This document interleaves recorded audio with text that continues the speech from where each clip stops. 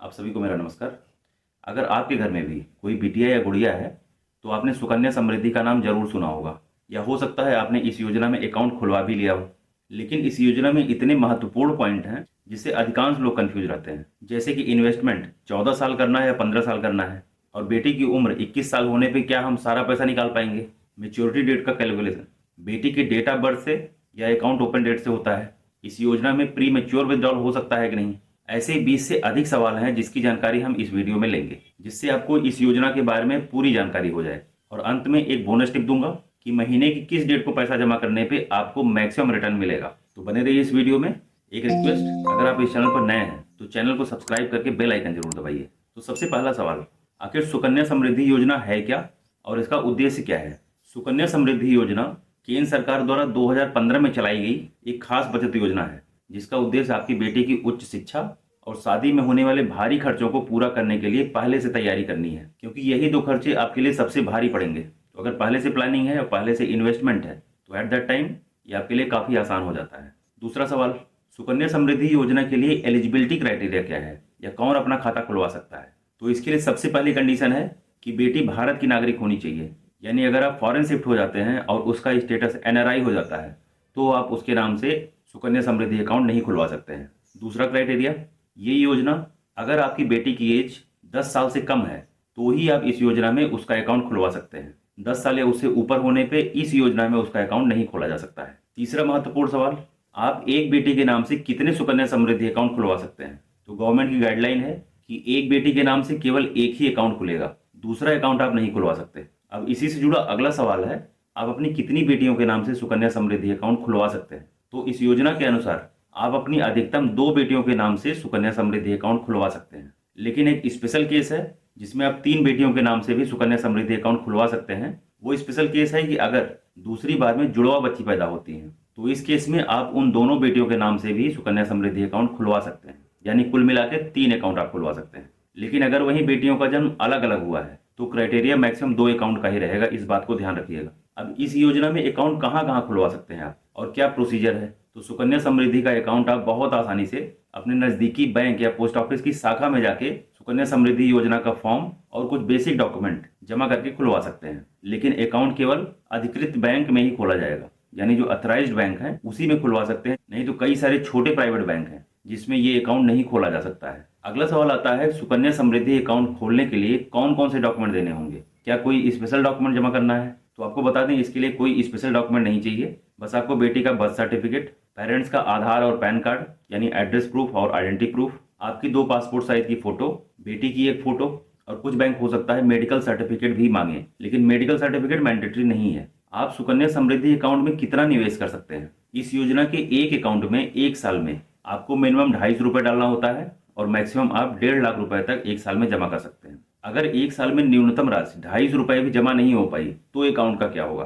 तो ऐसे केस में आपका अकाउंट डीएक्टिवेट कर दिया जाता है, यानी डिफॉल्ट कर दिया जाता है, जिसे आप बहुत ही आसानी से 50 रुपये हर साल के रेट से पेनाल्टी जमा करके उसको एक्टिवेट करा सकते हैं। अगला सवाल आता है कि क्या सुकन्या समृद्धि अकाउंट को हम ट्रांसफर भी करा सकते हैं। तो बिल्कुल, इस योजना में अकाउंट को ट्रांसफर कराने की फैसिलिटी बहुत ही आसान बनाई गई है, यानी आप इस अकाउंट को एक ब्रांच से दूसरे ब्रांच में तो ट्रांसफर करा ही सकते हैं। दूसरा, अगर आप बैंक से पोस्ट ऑफिस में कराना चाह रहे हैं या पोस्ट ऑफिस में खाता है और बैंक में कराना चाह रहे हैं तो ये भी सुविधा दी गई है। इसके लिए जहाँ पे आपका खाता है वहाँ पे एप्लीकेशन देना होता है और उसके बाद ये ऑनलाइन ट्रांसफर हो जाता है, इसलिए फास्ट प्रोसेस है।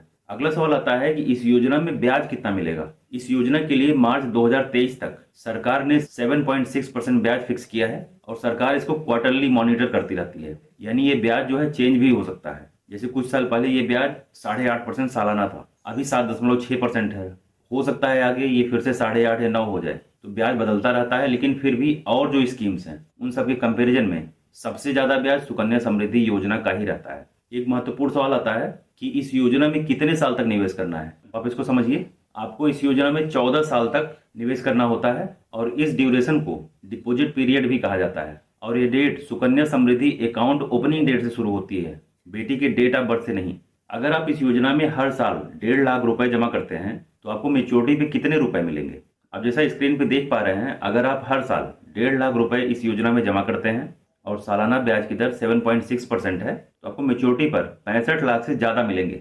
वहीं अगर ये इंटरेस्ट रेट 8.5% हो जाए तो ये मेच्योरिटी अमाउंट 75 लाख से ऊपर हो जाता है। तो आप एक एवरेज लीजिए कि अगर आप 1.5 लाख रुपए हर साल डाल रहे हैं तो आपको 65 लाख से लेके 75 लाख के बीच में मेच्योरिटी अमाउंट मिलेगा, जो कि काफ़ी अच्छा अमाउंट रहेगा बेटी की हायर एजुकेशन या शादी के लिए। अगला महत्वपूर्ण सवाल आता है कि इस योजना में मेच्योरिटी डेट क्या होती है। क्या बेटी की उम्र 21 साल होने पे अकाउंट मेच्योर हो जाता है और सारा पैसा विड्रॉ किया जा सकता है? तो सुकन्या समृद्धि में मेच्योरिटी 21 साल में होती है, लेकिन ये 21 साल बेटी की उम्र से नहीं होके Sukanya Samriddhi account opening date से होते हैं। एक छोटे से एग्जाम्पल समझिए, अगर आपकी बेटी की उम्र 5 साल है और आपने 5वें साल में उसका सुकन्या समृद्धि अकाउंट खुलवाया, तो इसमें मेच्योरिटी डेट बेटी की उम्र 21 साल होने पे नहीं होगी, जबकि 5 साल प्लस 21 साल यानी 26 साल की जब बेटी होगी उस समय ये अकाउंट मेच्योर होगा।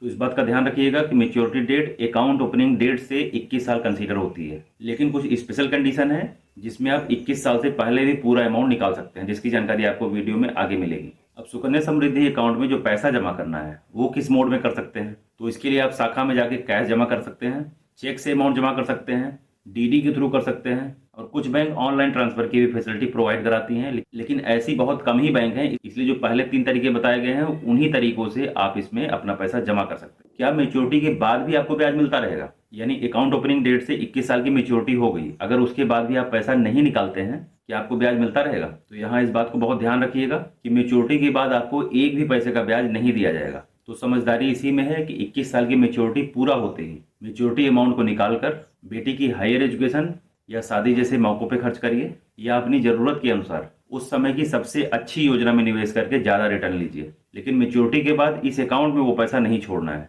अब जान लेते हैं इस योजना में इनकम टैक्स का क्या फायदा आपको मिलेगा। तो सुकन्या समृद्धि योजना ट्रिपल ई कैटेगरी में आती है, यानी एग्जेम्प्ट एग्जेम्प्ट एग्जेम्प्ट। इसको डिटेल में समझते हैं।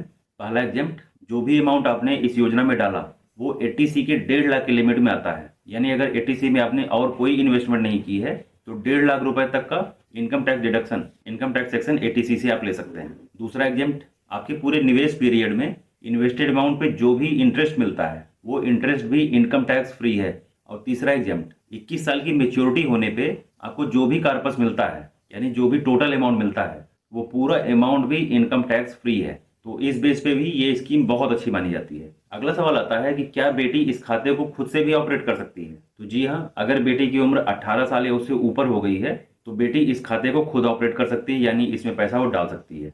अगला सवाल कि क्या इस योजना में पार्शियल विड्रॉल संभव है? वैसे तो नहीं, लेकिन कुछ स्पेशल कंडीशंस हैं जिसमें आप पार्शियल विड्रॉल कर सकते हैं। जैसे अगर बेटी की उम्र 18 साल या उससे ऊपर हो गई है और उसे हायर एजुकेशन के लिए पैसे चाहिए, तो इस केस में पिछले फाइनेंशियल ईयर के एंड में जो भी कार्पस बना था उसका 50% अमाउंट हायर एजुकेशन के लिए विड्रॉ किया जा सकता है। इसको आप ऐसे समझिए, अगर बेटी की हायर एजुकेशन के लिए जुलाई 2023 में जरूरत है तो जो भी अमाउंट 31 मार्च 2023 तक इस अकाउंट में रहा होगा उसका मैक्सिमम 50% विड्रॉ किया जा सकता है। अगर वो 10 लाख रुपए थे तो 5 लाख रुपए विड्रॉ कर सकते हैं। अब अगला सवाल, इस योजना से पूरा पैसा हम कब निकाल सकते हैं? तो सबसे पहली जानकारी आपको हो ही चुकी है कि अकाउंट ओपनिंग से 21 साल की मेच्योरिटी होने पे आप सारा अमाउंट विड्रॉ कर सकते हैं। लेकिन इसके अलावा भी कुछ अनफॉर्सीन सर्कमस्टेंसेज हैं, यानी कुछ ऐसी कंडीशन आ जाती है जिसमें भी आप अपना पूरा पैसा निकाल सकते हैं। जैसे अगर बेटी की डेथ हो जाती है तो उस केस में इस अकाउंट को बंद करके पूरा पैसा आपको निकालना पड़ेगा। दूसरा, अगर बेटी की उम्र 18 साल से कम है और पेरेंट्स की डेथ हो जाती है तो भी इस अकाउंट को बंद करा के पूरा पैसा विड्रॉ किया जा सकता है। अगर बेटी भारत में थी और उसका सुकन्या समृद्धि अकाउंट खोल लिया गया था लेकिन बाद में उसका स्टेटस NRI हो जाता है, यानी वो फॉरेन में शिफ्ट हो जाती है, तो भी आपको अकाउंट बंद करा के पूरा अमाउंट विड्रॉ करना होगा। अगर बेटी की उम्र 18 साल से ऊपर हो गई और उसकी शादी हो जाती है तो उस केस में भी 21 साल की मेच्योरिटी होने से पहले ही पूरा अमाउंट विड्रॉ करना होता है, क्योंकि इस योजना का जो पर्पज है वही हायर एजुकेशन और शादी के लिए पैसे को यूज करना है। तो अगर शादी हो जाती है तो अकाउंट को बंद करा के पूरा अमाउंट निकाला जा सकता है।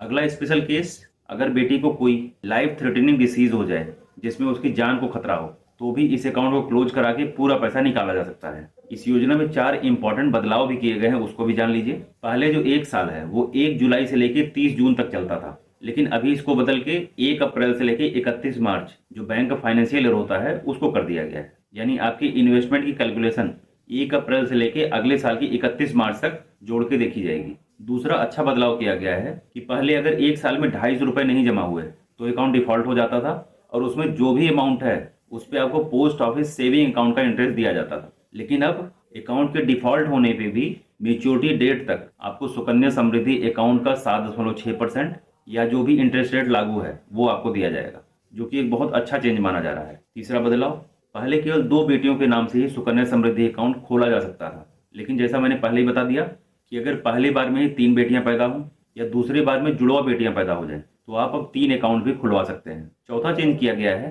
पहले सुकन्या समृद्धि अकाउंट का प्री क्लोजर केवल बेटी की डेथ होने पे या उसका स्टेटस एनआरआई होने पे ही किया जा सकता था, लेकिन अभी 2 बदलाव किए गए हैं कि अगर बेटी की डेथ हो जाती है या उसको कोई लाइफ थ्रेटनिंग डिसीज हो जाए जिसमें उसकी जान को खतरा हो तो भी आप अकाउंट को प्री मेच्योर विड्रॉल कर सकते हैं। अभी तक आपको इस योजना की बहुत सारी जानकारी हो गई होगी। अब जान लेते हैं एक बोनस टिप जिससे आप कई हजार रुपए एक्स्ट्रा इंटरेस्ट अर्न कर सकते हैं। तो अगर आप इस योजना में हर महीने की 10 तारीख या उसके बाद पैसे जमा करते हैं तो आपको ब्याज अगले महीने से मिलना शुरू होता है। एक एग्जाम्पल लीजिए, अगर आप हर साल 1.5 लाख रुपए 11 जनवरी को इस योजना में जमा कर रहे हैं तो आपको इस 1.5 लाख पे ब्याज 1 फरवरी से मिलेगा, यानी आपको हर साल केवल 11 महीने का ही ब्याज दिया जाएगा। और वहीं अगर ये पैसा आप 10 तारीख से पहले जमा करते हैं तो आपको उस महीने का भी पूरा ब्याज दे दिया जाएगा। अगर इस पॉइंट पे देखें तो 1 तारीख से 10 तारीख के बीच में ही इस अकाउंट में पैसे जमा करें, आपको मैक्सिमम रिटर्न मिलेगा।